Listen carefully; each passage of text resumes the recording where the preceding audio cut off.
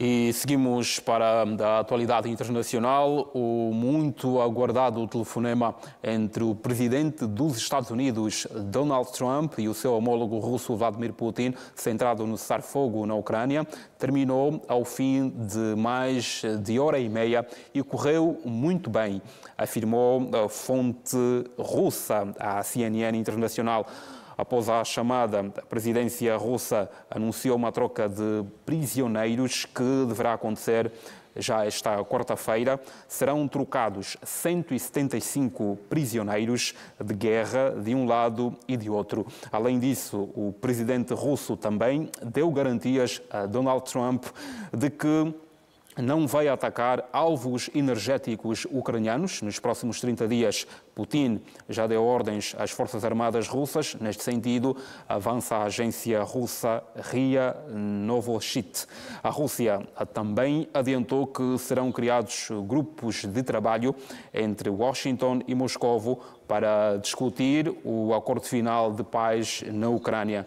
Trump e Putin prometeram ainda manter o contacto num futuro próximo.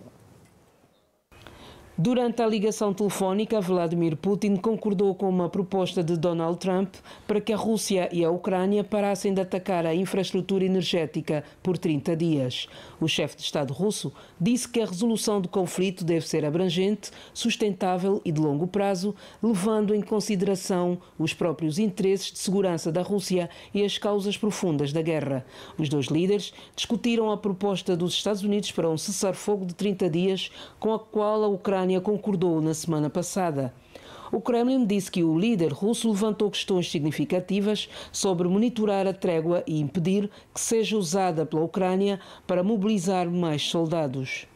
Sob a liderança do presidente Putin e do presidente Trump, o mundo se tornou num lugar muito mais seguro hoje, histórico, épico, disse o enviado do governo russo para a cooperação internacional, Kirill Dmitriev.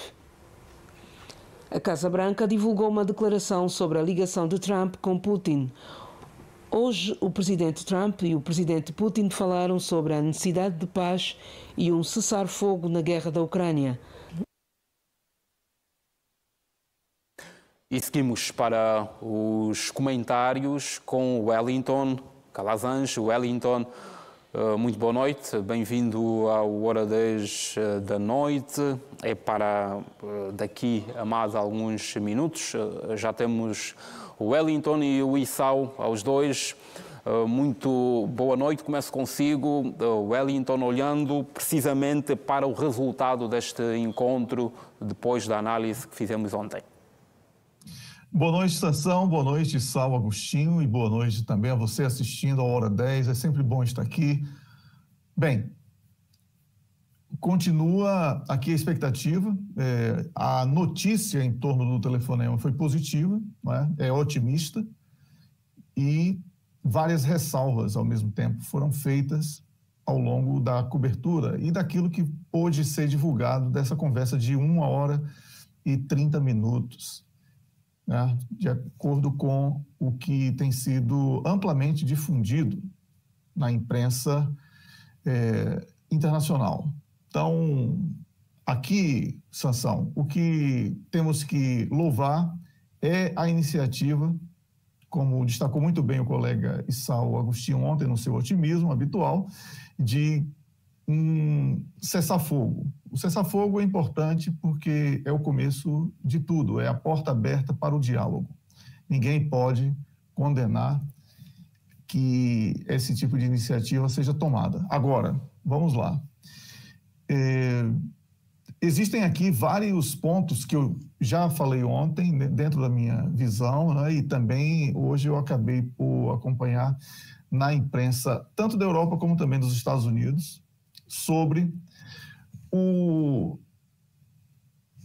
a incompatibilidade entre aquilo que os europeus querem, aquilo que os Estados Unidos desejam e aquilo que os russos e ucranianos também esperam do cessar-fogo. Porque um acordo de cessar-fogo, ele não pode ser simplesmente uma pausa para um recomeço. é preciso que seja o início do fim das hostilidades, o início do diálogo para a paz. Então, diante disso, o ponto central da conversa foi a proposta de Trump para suspender ataques à infraestrutura energética ucraniana por 30 dias e que foi, como você já falou na abertura aí, bem recebida e, como se diz, adotada por Vladimir Putin. Este gesto aí, embora que seja visto como limitado, ele representa um avanço pragmático. Por quê?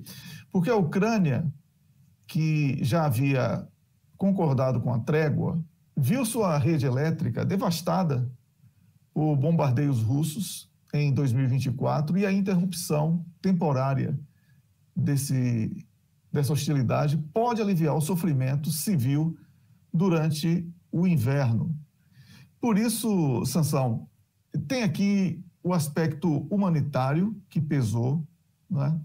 Mas existe também um conjunto de fatores que têm sido determinantes para que esse cessar-fogo seja duradouro. A concretização de uma troca de 175 prisioneiros de cada lado, para além da liberação de 23 soldados ucranianos feridos, né? O presidente russo destacou que não quer uma escalada, mas fez uma menção muito clara a crimes terroristas praticados por ucranianos em Kursk, e aí há sim uma necessidade de Vladimir Putin dar uma resposta aos cidadãos russos que se sentiram totalmente vulneráveis com aquele episódio. E, por sua vez, Donald Trump, ao apoiar a iniciativa, ele busca consolidar sua imagem como um negociador, né? Foi promessa de campanha dele, como eu falei ontem, e ele, com isso, já vai atender demanda eleitoral que, neste momento em que o próprio Donald Trump admite que a economia dos Estados Unidos vai enfrentar problemas de recessão, ele vai precisar muito desse apoio interno. Então, a proposta de organizar até mesmo partidas de hóquei, né, como falamos em Angola, que seria hóquei em inglês, entre ligas russas e norte-americanas, simboliza uma tentativa de reinício das relações bilaterais reminiscentes de iniciativas culturais da Guerra Fria, porque isso ocorreu naquela oportunidade. Contudo, essa medida, ela, como eu falei, contrasta com a dura realidade do conflito, porque enquanto os gabinetes apresentam um cenário de cessar-fogo, os gabinetes apresentam uma possibilidade de paz, no campo de batalha, as coisas continuam quentes, como diríamos na linguagem popular. Pois não, Sassão? Não estou lhe ouvindo. Está, de acordo com informações, Putin ordenou ao exército que suspenda ataques a infraestruturas energéticas durante 30 dias. O que é que isto representa para este conflito ou no quadro deste processo para um cessar-fogo? Olha, como eu falei antes, Sansão, significa que o acesso à energia elétrica, especialmente no período muito frio, e a Ucrânia é muito fria, e olha que de frio eu entendo, viu? Eu moro aqui na Suécia, que não é menos fria do que a Ucrânia. Isso faz com que esse gesto ele seja visto como uma iniciativa humanitária mesmo, porque a situação das pessoas é muito difícil. O país sofrendo ataques e sem energia elétrica, o aquecimento fica extremamente prejudicado. Então, essa iniciativa é realmente humanitária, mas foi condicionada, né? Foi condicionada pelos russos, muito claramente, para que não seja usada essa pausa de cessar-fogo como uma pausa para reabastecimento. Não vai aceitar tropas a pretexto de serem apresentadas como tropas de paz da NATO em solo ucraniano, porque os russos enxergam isso como uma espécie de cavalo de Troia, todos devem conhecer a história, né? Então, Sansão, são muitos pontos, né? A imprensa fez questão de destacar a troca de reféns, como eu já citei, a solução de segurança para os dois lados, o monitoramento rígido para evitar mobilização ucraniana, o fim da ajuda militar da NATO, o aspecto humanitário, energia e também a segurança no Mar Negro e também a cooperação global. Então, são muitos aspectos, que se fôssemos detalhar aqui, passaríamos a noite inteira. Mas a semente está plantada, é a semente da paz, Sansão, e temos que torcer para que os frutos sejam igualmente bons. E seguimos para o segundo tema. Forças militares internacionais vão reunir-se no Reino Unido na quinta-feira para discutir o apoio à segurança da Ucrânia. Wellington, qual é a sua visão em relação a esta questão? Estamos aqui a olhar para um contrassenso, uma vez que decorre um processo negocial para um cessar-fogo. Exatamente. Aquilo que eu chamei de paradoxo e que o colega Issal fez questão de reforçar no comentário dele, enquanto os Estados Unidos apresentam um plano de cessar-fogo por 30 dias, negociando com Vladimir Putin, etc., que é importante que isso aconteça, como eu falei, é sempre importante quando a hostilidade é reduzida, ou pelo menos há uma proposta para um cessar-fogo, isso é sempre bom, mas, ao mesmo tempo, não é? Vamos chamar assim, paralelas opostas, a recente declaração do Reino Unido sobre a disposição de um número significativo de países em contribuir com tropas de paz para a Ucrânia, caso um acordo com a Rússia seja alcançado, nada mais é do que uma provocação para que o cessar-fogo não aconteça. Não há outra maneira de ver. Porque é muito claro que qualquer presença militar de países membros da NATO num período de cessar-fogo irá representar exatamente uma agenda que foi o início de tudo isso que está acontecendo na Ucrânia, que foi a aproximação da NATO nas fronteiras da Rússia através da Ucrânia. Então, não será possível que os russos aceitem que esse tipo de iniciativa aí, liderada por Londres e também por Paris, né, com Emmanuel Macron, da França, ela busque consolidar uma coalizão dos dispostos para falar sobre uma presença que garanta o cessar-fogo. Ora, isso não existe e é por isso que eu temo bastante.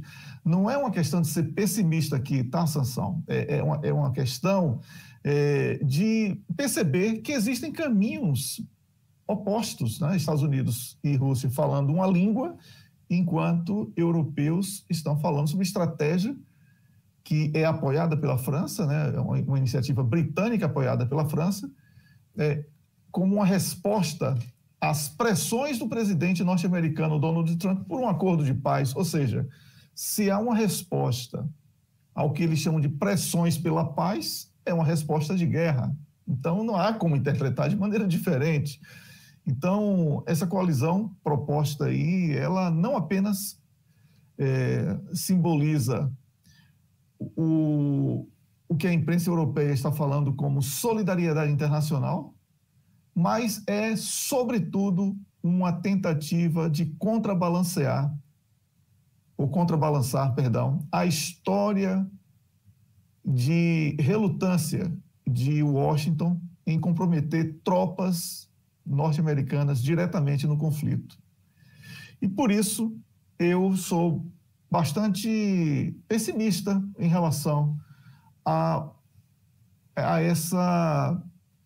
sucesso desse cessar-fogo, porque o próprio Volodymyr Zelensky, ele tenta jogar dos dois lados, ao mesmo tempo que ele fala de cessar-fogo com os Estados Unidos, ele fomenta essa iniciativa de tropas da NATO em solo ucraniano, o que é totalmente incompatível e também não será aceito pela parte vencedora da guerra, que é a Rússia. É importante falar isso, porque os Estados Unidos não estão mandando a Rússia fazer isso. Os Estados Unidos estão implorando para que a Rússia aceite. Então, esse tipo de linguagem também deveria ser trabalhada de uma maneira adequada pela imprensa ocidental, que nunca aceita a derrota como um resultado. Por isso, essa humilhação de estar sempre disposta a perder cada vez mais e sofrer cada vez mais. Então, está na hora de manter a seriedade. O Departamento de Estado norte-americano anunciou que o embaixador da África do Sul nos Estados Unidos deve deixar o país até sexta-feira. Esta decisão veio depois que o secretário de Estado, Marco Rubio, concluiu que o embaixador Ebrahim Rasool não era mais bem-vindo nos Estados Unidos. De acordo com o porta-voz do Departamento de Estado, os privilégios e imunidades diplomáticas de Rasool expiraram na segunda-feira, exigindo sua saída dos Estados Unidos até ao fim de semana. Wellington, que razões propriamente estão na base deste facto, fora ao que já foi aqui expresso nesta nota? Bem, sua pergunta é muito inteligente, Sansão, porque embora o Departamento de Estado dos Estados Unidos tenha citado atividades incompatíveis com o estatuto diplomático como motivo oficial, eu vejo que o momento e o contexto dessa decisão sugerem tendências geopolíticas mais profundas, porque essa medida ela coincide com a condenação veemente da África do Sul às ações de Israel em Gaza na Corte Internacional de Justiça e o seu papel como membro fundador do bloco BRICS, que é um bloco econômico que os norte-americanos agora, especialmente com Donald Trump, enxergam como uma ameaça ao monopólio do dólar, ao poder do dólar como moeda dominante nas relações comerciais internacionais. Então, isso tudo está, talvez, aí sendo escondido, porque o grande objetivo dos Estados Unidos hoje é trabalhar para separar o bloco BRICS, de alguma maneira, seja com sabotagem, como vai acontecer com o Brasil e a África do Sul, porque são países governados por líderes débeis e também oposição com a mesma linha entreguista, ou frágil também. E essa posição ousada da África do Sul, ela abre essa porta para qualquer tipo de acusação norte-americana contra os sul-africanos. E aí já falaram até sobre um apartheid inverso na África do Sul. Eles estão tentando encontrar uma linha de pensamento para que possam justificar essa ofensiva contra a África do Sul, quando, na verdade, o grande objetivo é como se diz, revanche de Benjamin Netanyahu e todos os quadros que estão sendo acusados pela África do Sul de genocídio, e também aproveitando essa porta aberta para tentar fazer com que este membro do bloco BRICS seja impactado, né? E com isso atrase aí os trabalhos do bloco BRICS em relação ao continente africano. Então, essa expansão e a crescente influência do bloco BRICS, principalmente nos diálogos sobre comércio, finanças e segurança, tem irritado, como eu falei, o Washington. E isso faz com que esse tipo de iniciativa seja tomada com a expulsão de um diplomata, né, um embaixador da África do Sul nos Estados Unidos, Ebrahim Rasool, e os motivos apresentados eles não são compatíveis com a realidade que tem sido trabalhada pelo próprio Donald Trump publicamente nos discursos que faz. Por hoje é tudo. Muito obrigado aos dois e votos de uma boa noite. Boa noite, Sansão. Boa noite, Sal. E a você assistindo ao Hora 10 até amanhã. Até segunda-feira. Volto no sábado no Conexão Angola. Até segunda.